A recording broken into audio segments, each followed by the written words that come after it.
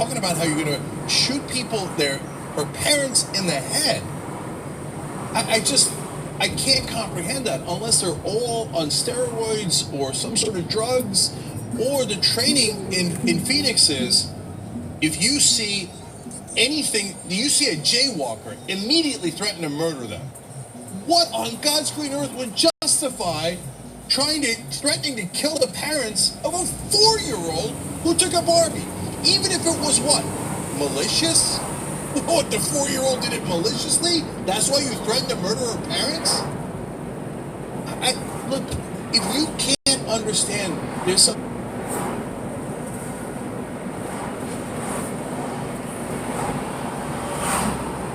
country, you're trying super hard not to see it. Because I guess you think, well, they wouldn't do that to me. I don't know why you think that. There's probably a good reason why you think that they wouldn't do it to you. And you really, really don't mind and sometimes enjoy that they do it to other people.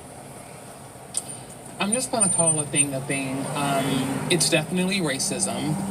And when I saw that video, it reawakened this PTSD from watching Philando Castillo get gunned down in front of his family.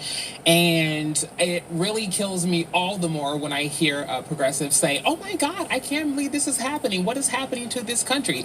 This was going on long before Trump went into office. This, the body cams, the apps that allow us to witness and observe these atrocities may be new, but the racism most certainly is not new. And America has a long-standing history of anti-Blackness and racism. In fact, when we look at the origins of law enforcement, they were originally slave catchers. Their job was, they were essentially an assets protection company because slaves were the assets. And so throughout the years, as we continue to develop government and as we continue to establish even local governing, no one has ever addressed the elephant in the room that law enforcement was never on the side of Black people. So when I watch a video and I see several Black people, including children, almost murdered over a 99-cent Barbie doll, they basically put a price and value to the lives of Black people. And so what I would ask people, more importantly, what are you willing to do to get involved? Because I guarantee you that if they come for us in the morning, they'll come for you in the evening. Yeah. And how many more times do we have to see Black brains splattered all across our social media feed before our elected officials speak up? We're talking about so many issues on the presidential stage this election. I want to know what they plan to do about police corruption and police brutality, because this is not just an isolated incident. This is an instance of systemic violence, and it's going to continue to thrive until we intervene. Yeah, we, as you sort of alluded to, we show videos like this all the time. I mean, a tiny, tiny fraction of the videos we could, and that's only a tiny, tiny fraction of the instances that aren't taped. But I just get so depressed seeing them sometimes, because no matter how horrible they are, a significant chunk of the country, 20 or 30 or 40 or 50%, don't think that there's any problem with the cops. Don't think that there's any racism. They ask the question, what did they do? They must have done something. Actually, so basically, it goes back to this idea that whenever we see violence taking place against African Americans, we ask ourselves, what have they done? Because there's always this sense of suspicion that follows us, simply for existing. You see some of the memes about Backyard Becky or Barbecue Becky, and these white women who will call law enforcement on children who are just selling lemonade on a hot day. It really speaks to the history of America and how we see communities of color. And it's as you said, it's 100% race. If I had gone into that dollar store and kidnapped the manager, they wouldn't have yelled at me that way. You can pull out the cop's gun out of his holster and they wouldn't have reacted that way. They got Dylan Roof Burger King after he slaughtered people. But that cop was yelling at them. I've never been as angry as that cop was in my entire life. I've been in actual fights. I've been jumped. I've seen family members die. I've never been as mad as that cop was about that Barbie. And I tweeted out that video, and someone responded, they weren't threatening to shoot the people because of the Barbie. They were threatening to shoot because they wouldn't get out. Stop they couldn't lying. Open the door. Exactly. And the door when I saw that, I just thought, like, you can't have a police state, you can't have a dictatorship without a significant chunk of the country thinking the way that person responded to me on Twitter. And it's so sad to know that there is nothing that's going to break through their minds on this. It's cognitive dissonance. Do you really think that the 4-year-old concocted a scheme where she would take the 99-cent Barbie, and then when the cops came, her parents would ambush the cops, pretending that their door doesn't open and then pull out AR-15s and kill the cops. Does anyone in their right mind believe that that is a plausible scenario? Their lives were in not 1% of 1% danger. And if you think it was, there's something wrong with you. That you live in this weird, racist, fearful state where you're like, oh my God, black people, I'm so scared. Like there's something wrong with you. And that's usually their argument when they murder us, that they're afraid. They didn't look afraid to me. And there's this expectation that we're supposed to meet an ambush with calmness, patience. We're supposed to have a lowered voice. There was even when the gentleman was up against the car, the cop kicked his legs as to provoke him. And so I think this goes back to this idea that if you aren't going to respond to any of the violence you're seeing, all of this trauma porn that we're broadcasting 24/7, we're going to continue to press buttons and see what we can get away with until the black community responds. Yeah, so last thing on this, I just want to back up what Ashley said. So just last night I had Tom Hartman on the third hour of the Young Turks. It's called The Conversation. Go to TYT.com and you can see the interview under The Conversation. And he wrote a whole book about the Second Amendment. In the North, the militia was basically police enforcement and could be called up for wars. In the South, they were just the slave patrols. That's what the militia was. And then they became the cops. The slave patrol became the cops. And so that is the origins of that, at least in that region of the country. And if you're wondering why, like, for example, LAPD, even in liberal, so-called liberal cities like Los Angeles, why do they have some of the worst police? They actually brought in cops from Alabama to be the police force in LA. And then if you read any of the history of that, they became basically the largest gang in LA and used their badges and guns to rob people, steal, and run their criminal activities. So now that doesn't mean every cop did it, but can we all agree, at least on the tape that we just watched, that those guys should be fired? Imagine if your 4-year-old daughter had accidentally put something in her, or even intentionally, she's 4, put something in her backpack, and they treated you that way, your family that way, and they almost killed you.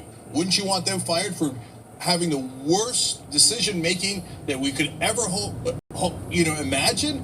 And they have a gun and a badge. And if they shoot and kill someone, they will almost certainly get away with it. Jesus, if your doctor had that kind of bad decision making, you'd sue him. So the cops are supposed to represent us. They're supposed to work for us. Those guys should definitely be fired, and their manager, very likely, who trained them and told them to do that, should also be fired.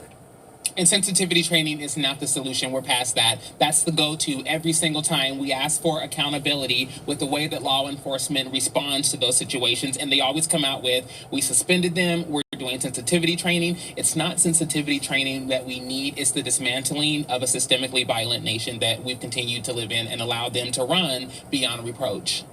All right, we got to take a quick break here. We'll be right back.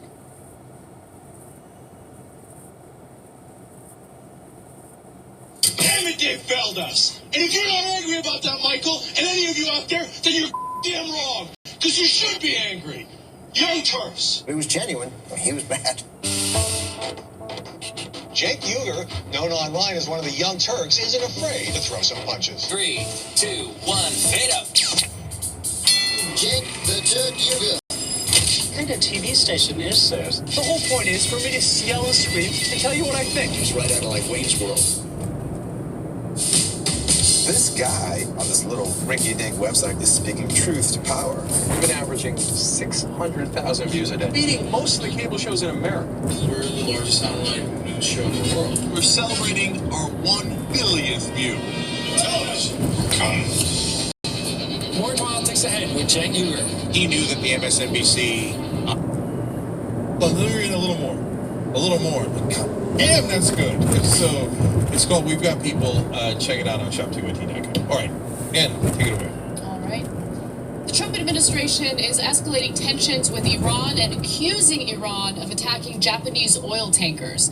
Now, they have released their version of so-called evidence, although their evidence seems to conflict with what the Japanese believe happened to these oil tankers.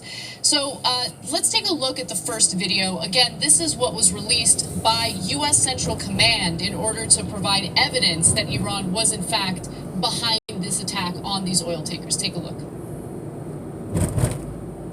There it is. You can't really see much. It's supposedly a boat with Iranians in it, and the accusation is that the Iranian boats showed up to retrieve an unexploded mine from one of the tankers. But the Japanese president of the shipping company argues that no, there were no mines. What happened was there was some sort of projectile situation, and that led to the explosion. So there are conflicting reports, and I want to give you the exact quote. So the president of the Japanese shipping company that owns one of the tankers said crew members reported it was hit by a flying object, contradicting the U.S. account that the vessels were damaged by mines. Also, here's the direct quote from the individual I'm referring to. The crew are saying that it was hit with a flying object. They say something came flying toward them, then there was an explosion, then there was a hole in the vessel, then some crew witnessed a second shot. To put a bomb on the side is not something we are thinking. If it's between an explosion and a penetrating bullet, I have a feeling it is a penetrating bullet. So again, there are conflicting issues here, and Iran is completely denying that they were behind any type of attack. The company's president went on to say a couple more things. He said, I do not think there was a time bomb or an object attached to the side of the ship. And he also said there is zero possibility that they were torpedoes. And one more thing he said. He said, no, the explosion was further up on the ship. Right. And so it couldn't have been anything that was at water level. Now, between the United States government desperate to start a war with Iran with incredibly flimsy evidence, and the people who were on the ship and the placement of the explosion, it's not a close call. So it's clear that the United States government is lying. I just want to be absolutely clear about that, okay? Now, the rest of the media is, especially cable news, I should say, because New York Times and some of the print media have given a clear example of the president of the ship and his quotes and the witnesses, etc. But on cable news, all I've seen is Iran attacks American ship. The Pentagon says Iran attack, not American ship, a Japanese ship. Iran attacks, Iran attacks, Iran attacks. I don't care that the U.S. government said it. You're supposed to be journalists, and you're supposed to investigate it and see if that actually happened or not.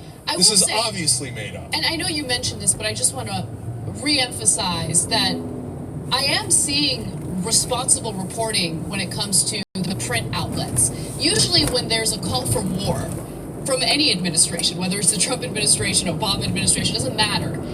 They all join in and they all seem to support that narrative. But in this case, you know, I do want to give the New York Times, the Washington Post, NPR a lot of credit, because the reporting that they're putting out there really clearly shows that there's a conflict between what the U.S. is alleging and what the Japanese are alleging. Remember, it's their oil tanker that was attacked. But with that said, I want to quickly go to Donald Trump's comments on this, and then I want to get your thoughts. What sort of evidence do we have that they've done it, and what are we going to do about it? Well, Iran did do it, and you know they did it because you saw the boat. I guess one of the mines didn't explode, and it's probably got essentially Iran written all over it. And you saw the boat at night trying to take the mine off, and successfully took the mine off the boat. Yeah. And that was exposed, and that was their boat, that was them. And they didn't want the evidence left behind. I guess they don't know that we have things that we can detect in the dark that work very well. So we have that, and I know you put it on. So no, it was them that did it, and... Do they work really well? I mean, he says we have evidence that can see in the dark that works really well. Although, how can we tell that boat contains Iranians? Well, first of all, I want to congratulate Fox and Friends for actually scoring a Donald Trump phone call interview. Good job, guys. Not since Hannity got Diamond and Silk have I seen booking like this. Let's talk about the good news first. There is good news. The good news is we don't go to war with Iran until President Putin decides, and Venezuela, Iran, we'll have to see. Also, the good news is they're a year too early to wag a dog for an election in the case of invading Iran, but any of your conservative brothers and sisters who thought Trump meant his anti-war rhetoric should have been woken up when John Bolton joined the Partridge Family bus that is our White House. The other good news is the Gulf of Tonkin was trending nationally yesterday, which tells me shows like yours and other people are making an impact because so many people were onto this scam day one that Gulf of Tonkin was trending nationally, and that's really good news. Donald Trump is going to next probably blame the Japanese tanker because Asians can't drive. But again, this is our fundamentalist right-wingers and their fundamentalist right-wingers who want war. The difference is Iran, the mullahs, they know the truth, which is half the population of Iran is under 40. Like their parents and grandparents in many cases were. The society is changing, and that's why they're so scared. They made a peace agreement and allowed Barack